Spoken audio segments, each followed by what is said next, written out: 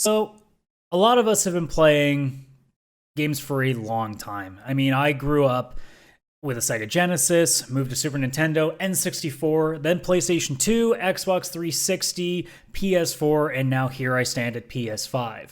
Now, with every console generation, that becomes not obsolete, but definitely is becoming, the old guard.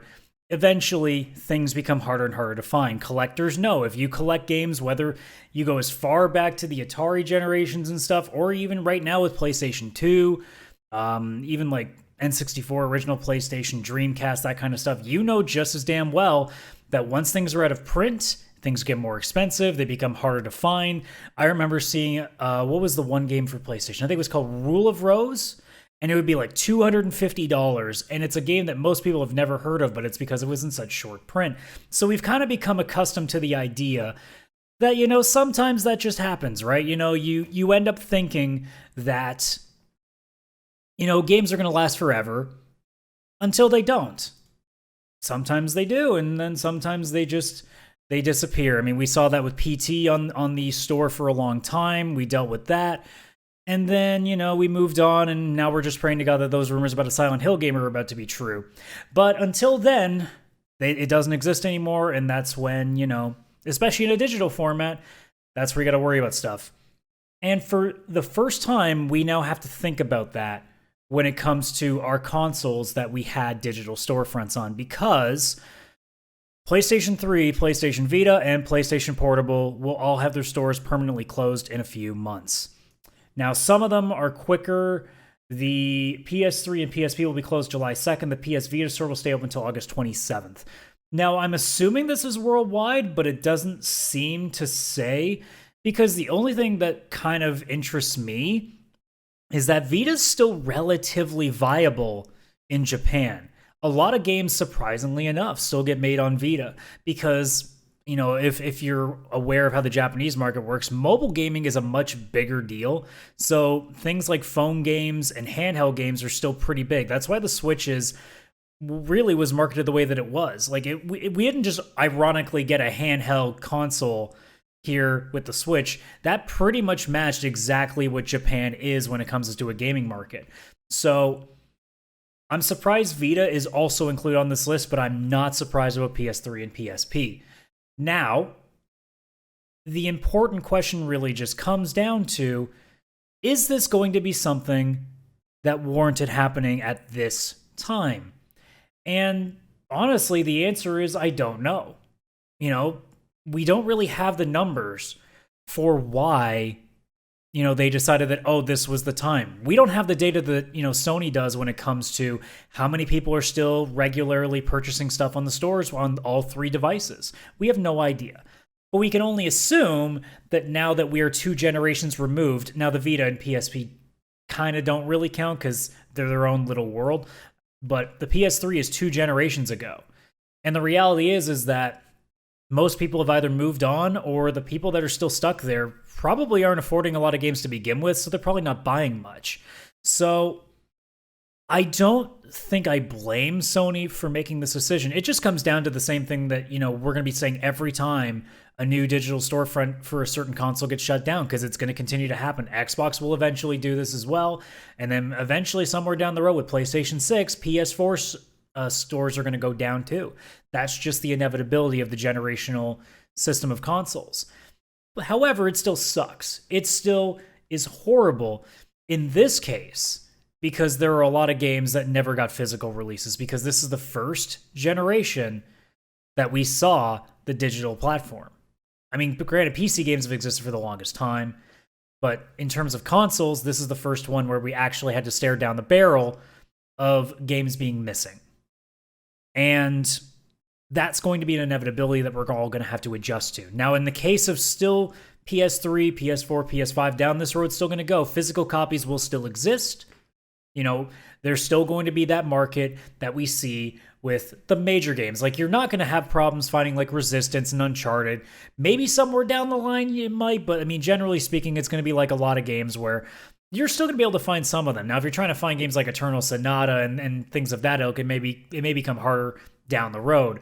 But in terms of anything physical, it's going to be basically the same thing as, your PlayStation 2 libraries, your PlayStation 1 libraries, Super Nintendo, Sega Genesis, you get the drill here. However, if it comes to anything digital, it's now gone. In just a few months' time, they will be completely off stores, which means if you never own these games, or they're not downloaded to your console, I believe. Don't quote me on that one, because I don't know how that works. Because does that mean that you can't re-download the game that you had? I would assume that means the case, because if the stores aren't there, that means they're not storing the data anymore. So I would hazard a guess to say that you might want to get some hard drives if you want to get your entire PS3 library somewhere, And that sucks as well. But again, this is what digital is. This is what we're going to have to understand with digital until these companies come up with a very cost-effective, whether they, if they actually decide to do it, because that's the other thing. Do they really want to bother wasting their money on that?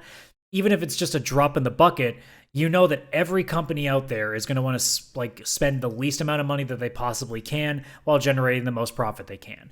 So if they can figure that they don't ever have to keep these games up for people, they're not going to. We know this. However, I do think that there is, a little concern that, all these games can suddenly just be gone forever. There are a lot of games that may be lost for good. If every PlayStation 3 no longer works, there are some indie games that were only released on PS3 that you'll never be able to see again because they're not kept anywhere. That's something you got to think about. The only thing that I would say to that then is, I don't know if this could ever be something done with government laws and things of that nature, but you would have to assume that if there are games that have no way of being accessed in any sort of way, especially because of a digital access, then emulation should be legal. As far as I'm concerned, if the store is or if the company is unwilling to sell those products anymore, then there's no reason to be sued. There's no reason to be liable for that.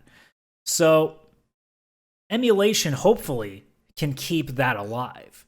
But that also depends on what Sony decides to do with that. I already have a feeling that if Nintendo shuts down any stores, like let's say the Wii and the Wii U stores, they're going to fucking sue every person that tries to do any sort of emulation, if they try to do it in a legal capacity, because, Nintendo. I don't know. It's tough to say, because, you don't want to lose anything, but at the same time, you can't expect a company to just hold servers online for tens of hundreds of years, depending on, assuming we make it that far on this planet, but, at the rate we're going. But,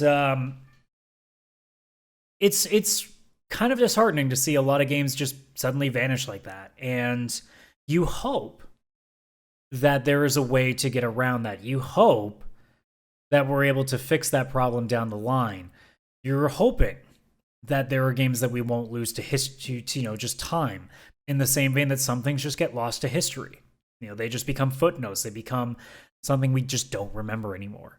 And granted, there are a lot of games on these consoles over their digital storefronts over the years that aren't really worth remembering, but that doesn't mean that they shouldn't at least have a place somewhere that people can access whenever they want to. So we hope that this isn't the end for PlayStation 3, PlayStation Portable, and PlayStation Vita games, that there is going to be a place somewhere that if you want to play some really random game that was only available digitally, then there's a way to do it. But, that's probably going to be more up to us than Sony, unfortunately, and that's going to be the same with more developers as time goes on. So we're going to have to take the helm here. We're going to have to figure out a way to do this. And if Sony wants to help, then that's a big bonus for us. But otherwise, I think it's going to fall on our shoulders to keep this thing alive, because I got a feeling that capitalist corporations are not going to be too interested in spending money on something that a lot of people are going to pay for. Because let's be completely honest here. Like I said at the top of this video, how many people out there do you think are still actively playing on a PlayStation 3 and spending money on it? Especially digitally. That's the core here, digital. How many people do you think are actually buying games digitally on PlayStation 3? I would hazard a guess not too many. And more often than not, it's like I said, because they're just playing the games that they want to play now. They've already got their stuff. Or they're using that console because they can't afford a PS4, which likely means they're not going to be able to afford a lot of games either. So this isn't going to affect a lot of people, and because physical copies will still exist, it's not, the end of the world.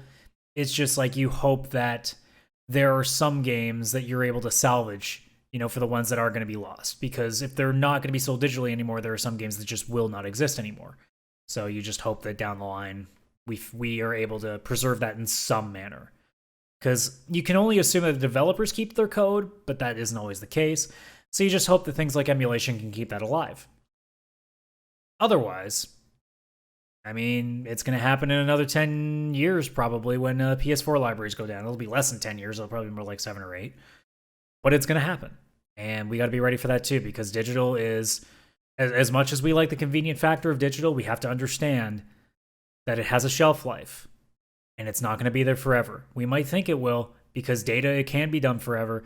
But if it's attached to a server, the company doesn't want to pay for that server anymore, gone. That's all it's going to take. So be aware of that.